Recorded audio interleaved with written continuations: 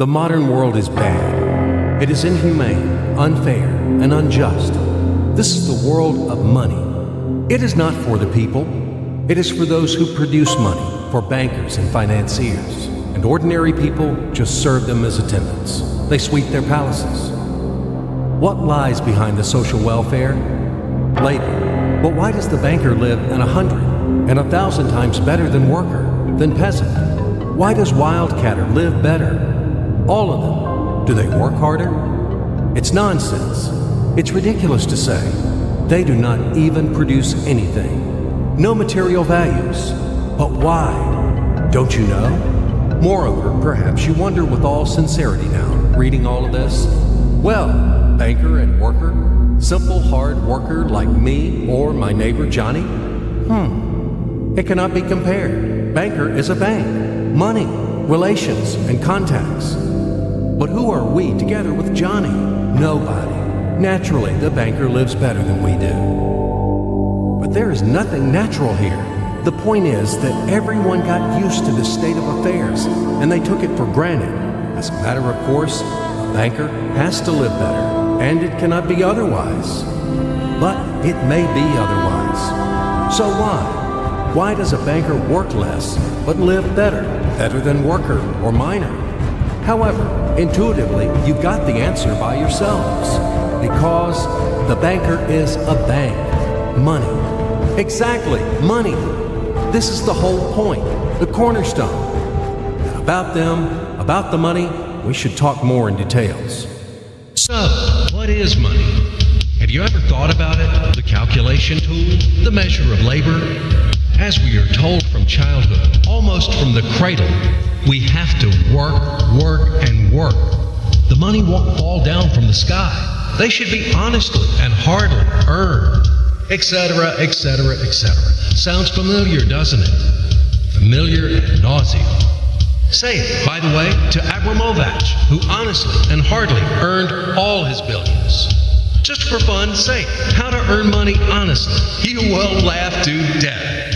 Yes, we have to work, but what should we expect in the end? A small pension and half-starved old age? Poverty. You have spent all your life working on some oligarch. You have been taken away all your power, energy, and health. You've been squeezed like a lemon. And after that, you've just been thrown into the dustbin as the fulfilled material. Is this necessary? But this is the reality, horrific reality of modern society. This is what we should all expect in the end, almost certain. Everything ends up this way for the vast majority of people in today's world, as it ended up for their mothers, fathers, grandmothers, and grandfathers, as it will end up in the present state of affairs for their children and grandchildren, great-grandchildren, then in turn for their children and grandchildren, and so on, the way of the world. Why? All of this is wrong, unfair. It must not exist. Why do some people have to have everything, but others have nothing? Why do some people walk in golden slippers, but the others barely make ends meet? They don't know how to feed their children, although all of them work honestly. Why does it happen? After all, we are the people, the brothers. We are equal, aren't we? Then why? Because there is a lie around us. A huge, continuous, monstrous lie. Do not believe anything that is broadcasted daily on TV by satiated and well-groomed masters of life. And people are not... And the money is not even a measure of labor. All of this is an insolent and shameless lie. Lie, lie, lie, and lie once again. It is the news which is hung on your ears. Why do they do this? Just to make it easier to manage people. So you are oligarch now, or even an ordinary worthless deputy. Are you equal with others? In what? You live in a different way, eat in a different way, and rest in a different way. In one day, he spends more than you spend in a year. His wife doesn't even get out of Kosovo. And yours? He is treated in the best Swiss clinics. And what about you? his children and yours. Had you compared? Well, where is your equality? Perhaps you are equal in rights, aren't you? Oh, I forgot about the rights, as it is written in our Constitution, isn't it? By the way, there are a lot of things written on the fence, too. Nice and intelligent things. Read in your spare time. You will be inspired by these things. And what kind of equal rights do we have with the oligarch or the banker? I'm just curious. Right to work? Well, we have such a right in our country. Nobody argues. Work hard for the benefit of... You work hard at the factory, and he, soon quickly, as they say, to each his own. The right to elect and to be elected. Well, you can elect, of course. You're welcome. Just vote. No matter how people vote, most important, how these votes are counted. And what about to be elected? Are you going to be elected somewhere? Do you have the money for that? Gold reserve for the election campaign? No? So breathe smoothly and relax. Come back to your factory. Continue to work hard. And do not rock the boat. The feast of life is not for you. It is for those who are more equal than you. What else is there? However, it is not the essence. There is no sense for further continuation. I hope everything is already clear. What kind of equal rights you both have, and who are more equal. It is all about universal equality and fraternity. It is figured out, I think. Now we move on to the money. We won't talk about the measure of labor. These are fairy tales for idiots. Money is not any measure of labor. Otherwise, you would live like a lord, or maybe you don't work too much. I don't know. But what is money? Shackles, fetters, chains, durable and unbreakable chains holding the slaves in subjection more reliably than any steel. What are slaves in the 21st century? Do you ask me? What slaves? You and me, all around. You, me, him, her, all of us. We are all slaves, slaves of money. More precisely, we are slaves of those who print the money. We are slaves of our masters. Nothing has been changed at all during these centuries on earth. We live so far in the slave system. Only outwardly, everything has become more decent, more delicate, and more sophisticated. Our shackles are no longer heavy, rusty, and steel. They are invisible and weightless now. They don't seem to exist. You can go wherever you want. You can do whatever you want. You are free. But in fact, the shackles still exist. And damn, you are not free. Freedom is an illusion. Money, that's the point. Well, where can you go without money? It is not the Stone Age today. You cannot live in a cave. You cannot dress yourself in animal skins. And you cannot hunt for mammoth. And where are they, these damn mammoths? You need a house, clothes, food. And this is all about money, money, money. And once again, money. After all, everything around is just for the money. You cannot make a single step without them. But where do you find the money? That's right, you have to earn them. Do you hear? Clatter of chains, whistling of the whip, and shouting of overseers. Have you ever thought that it is immoral to sell yourself? That it is a kind of prostitution to sell your own strengths, brain, time? What is the difference from the selling of your own body? Yes, but will you object that people have to work? If everybody would stop doing their jobs, what's going to happen then? We will resettle to the caves again, and we will get dressed in animal skins, won't we? That's right. Everything is right. It is very reasonable, logical, and easy to understand. As ABC, even I understood. That's what I'm talking about.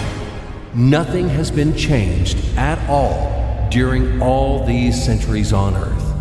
And these convincing arguments could be heard for sure in slave society, when the slaveholders had been trying to make understand their obstinate, blunt slaves who didn't want to work for them that it is necessary to work hard. Stupid slaves! And later, quite recently, in historical times, the landlords told their serfs, after all, if you stop to work, to plow, to sow, and reap, what's going to happen then? Our society will collapse, and we will die of hunger. We will run wild. Yes, it is necessary to work, to create something useful for the society.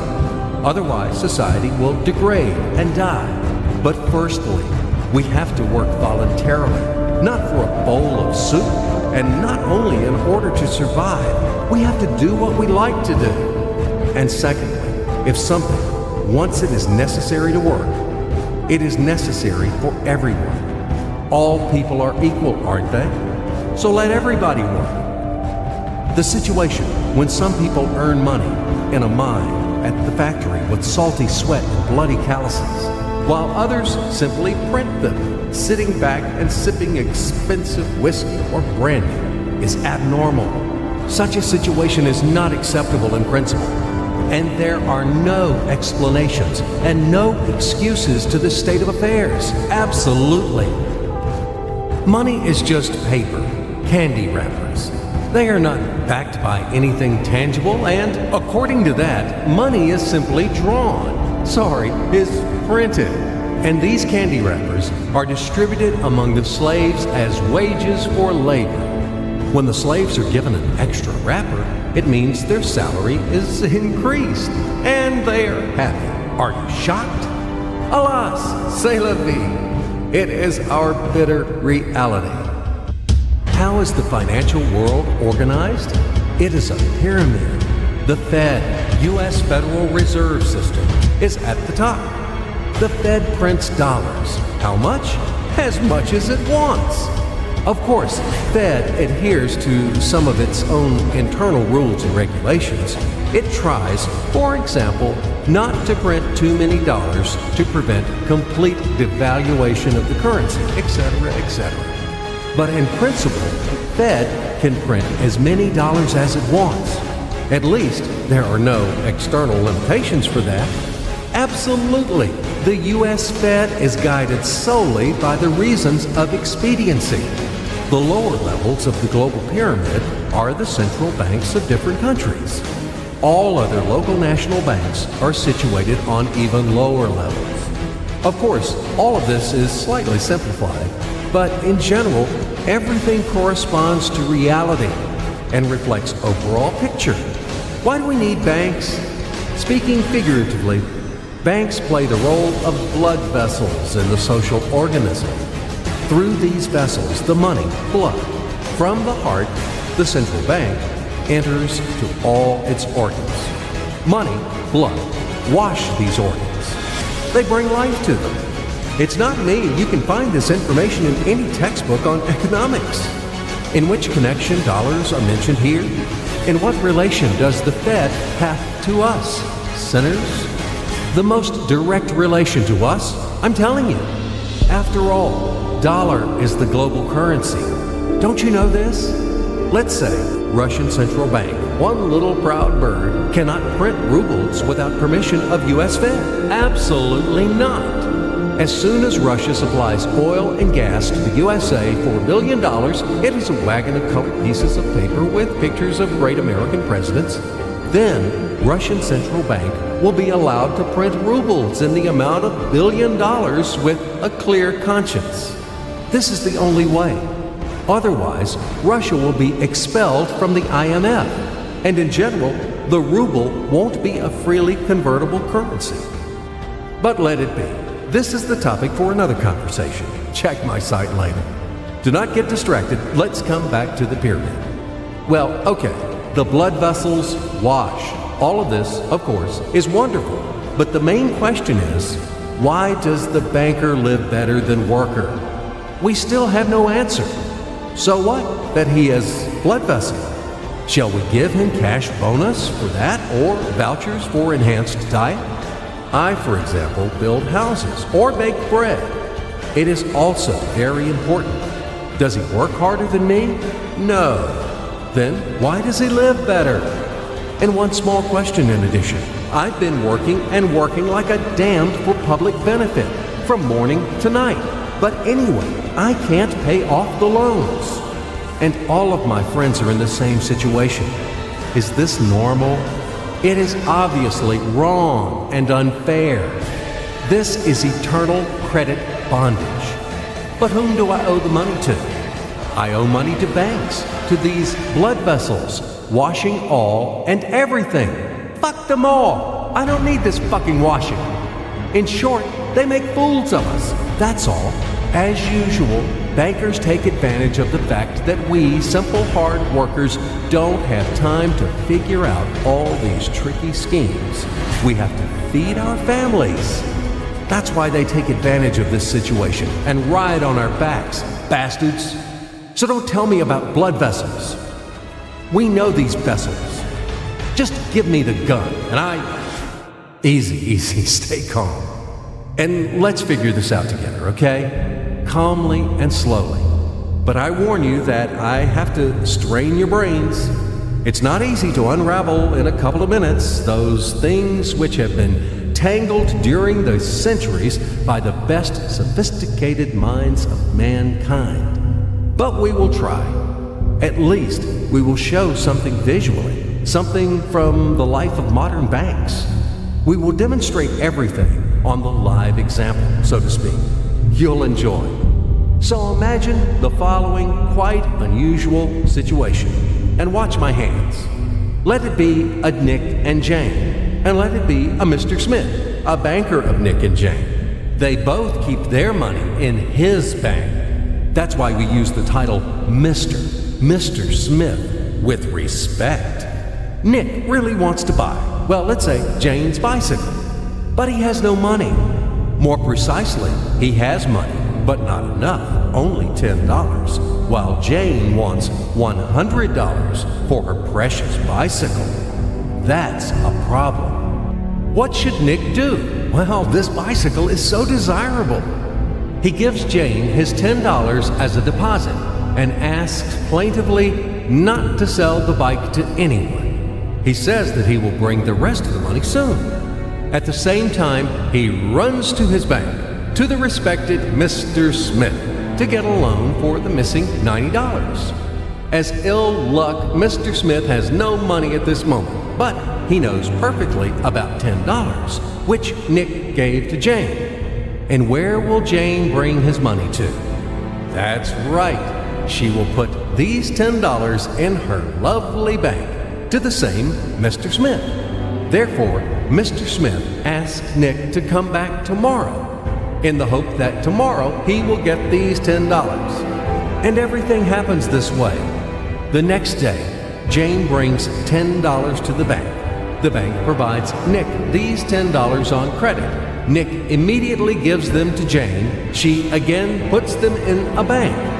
The bank again provides Nick these $10 on credit, etc. As long as Nick the fool will gather enough money for the bicycle. Don't you get confused yet? Be patient, I told you. These demons have been trying to confuse you during 1,000 years. These damn economists and financiers. But anyway, we will figure everything out. So what do we have in the end? Nick finally got the bike from Jane. Wow! But at the same time, Nick owes $90 to the bank, Mr. Smith. And the bank, in its turn, owes $100 to Jane. In other words, those $10, which existed initially, have magically turned into $200, $190 of debts plus real $10. But these $10 would also turn into $1,000, even in $1 million or $1 billion, if Nick would make a more expensive purchase. In this case, our $10 would make the increasing number of its cycles, circuits from hands to hands. That's it. So, what happens in today's world? SOS! It appears that banks also make money out of thin air and multiply them. Not only Fed can produce money, but banks either. In short, everybody can do this, except you and me. We are not in the business at this celebration of life. I would like to print or draw some money as well. In fact, these banks multiply money without any control.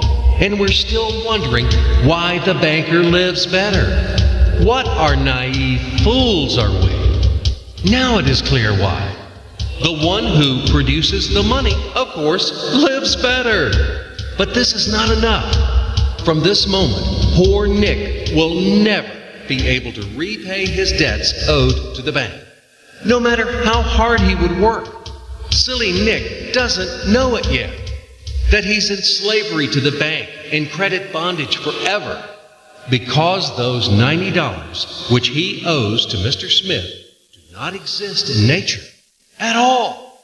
Sly Mr. Smith made his money out of nothing. He created them out of thin air, just one click. And $10 turned into $200. Yes, but you can object reasonably that the bank itself owes $100 to Jane, and it turns out that bank is in credit bondage to Jane, and it won't be able to repay its debts owed to Jane either. So where's the bank's profit? What's the trick? Ha! You ask what the trick is. The trick is in the fact that bank has a lot of such Janes, thousands and millions, and they will never come for their money all at once. If one Jane comes, the bank will return her the money of 10 other depositors. That's it. It means that the bank's debt is dangerous and not burdensome. In fact, bank's debt is virtual. It exists only on the paper or in the computer program. It will never be repaid in reality, only in case a panic happens, when frightened depositors suddenly will come for their money all at once. Or maybe, do you know any other reason why banks go bankrupt from time to time? Here's why. Because there are not enough money for all depositors. There is 90% of thin air in the bank vaults. Just a lilac fog. Thus, bank is okay. It blooms and smells. We don't need to worry about it.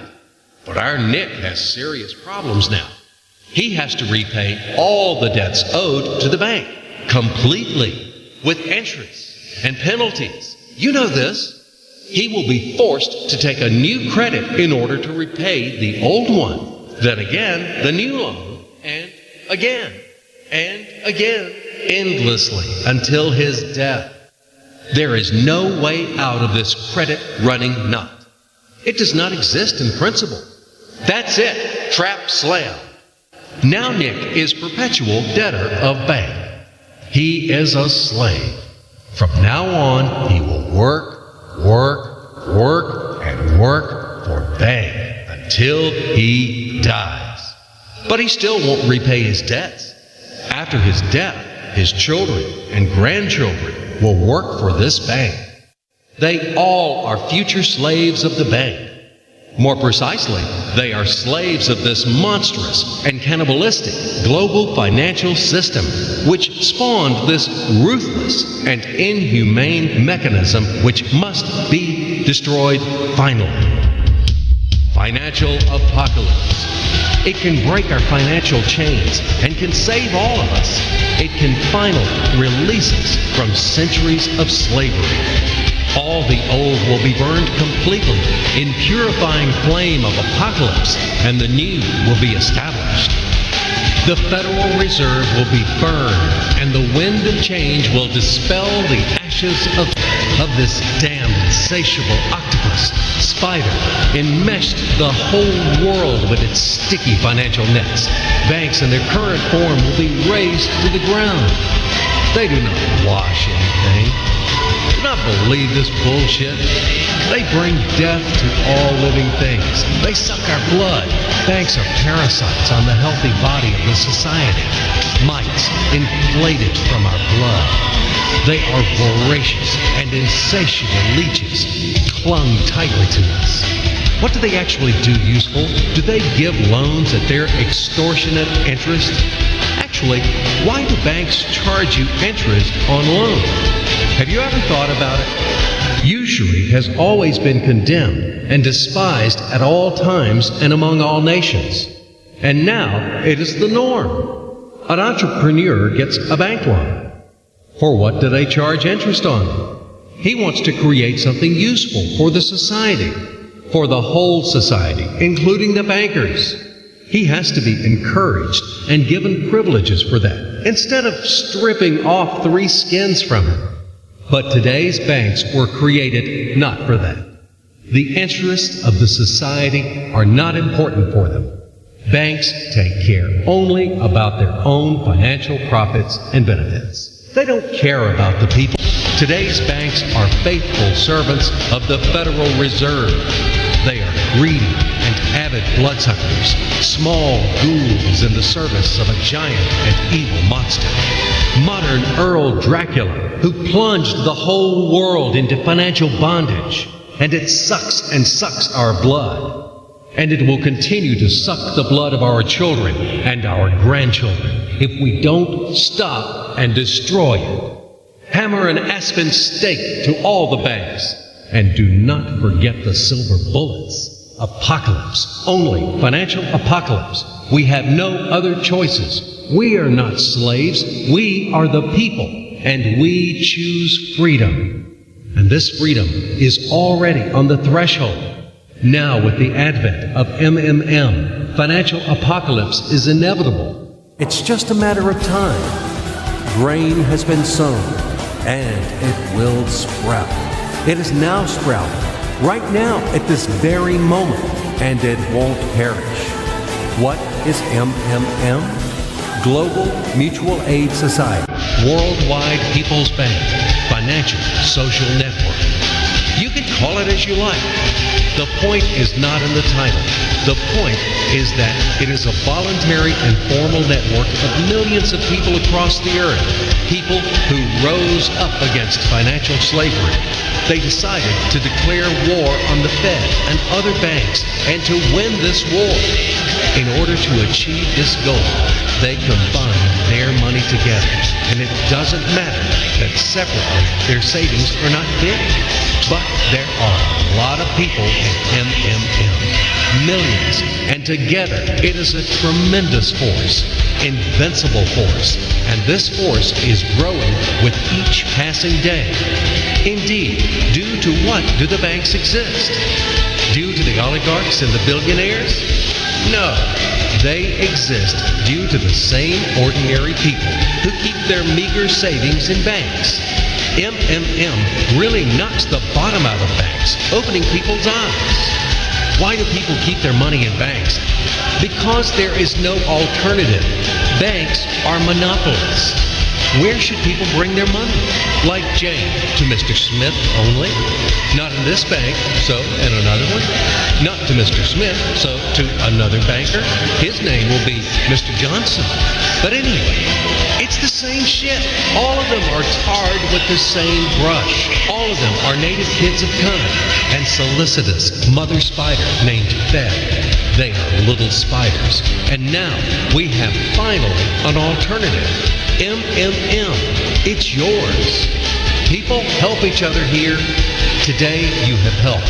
Tomorrow you will be helped back. That's the principle of MMM. Do you want a fat banker to buy another limousine or another villa for your hard money? Do you want to become the next Nick or the next Jane? Do you want to be the next slave? It's better to join MMM and let your money help those who are in need right now. Low-income person, disabled person, pensioner, or mother of many children. Love thy neighbor, help him. MMM is a kind of giant common savings where all the people put their money in. And then they take them back as much as needed. As much as they need at this very moment. They do not seize, but they just take. In fact, a human being doesn't need a lot of money. It is only important the awareness that he has them. The only thing that is really necessary for everyone is the confidence in the future. MMM just gives this confidence to people. It gives the feeling of complicity, that you are not alone. You will always be helped in tough times. You won't be left alone. MMM is the unit of a new society, a brighter and cleaner society. It is the unit of the new world, where the money won't exist, where everything will be different, honestly and fairly. There will be no slaves and no masters, and everyone will work for pleasure and for the benefit of society. And the good will conquer the evil, finally. Everything will be in that new world. Certainly. Welcome to System MMM. We are waiting for you. We can do a lot. We change the world, and we will change it. Everything will be MMM. Financial apocalypse